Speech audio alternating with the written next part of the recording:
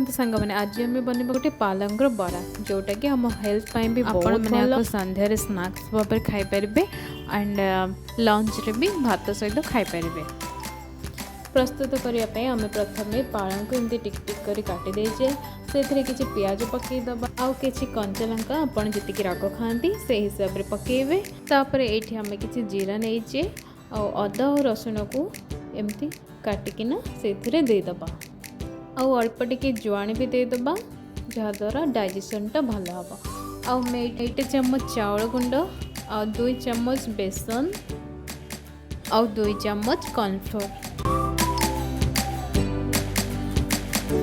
तापर टिके से हलदी लुण आउ टिके जस्ट अल्प टिके पानी नेबे जेमती से बेसी पानी न हो कहीं आमको बरा कर अच्छी ताको दे सारा पर भल भाव टिके गोलई दबा।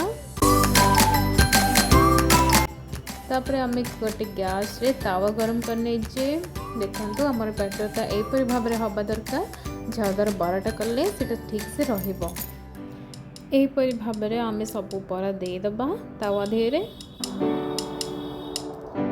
देखो आमर गोटे पर्सन प्राय हो आसलानी ये मुझे लेटे देती देखो तार कलर भी पड़े आसलानी।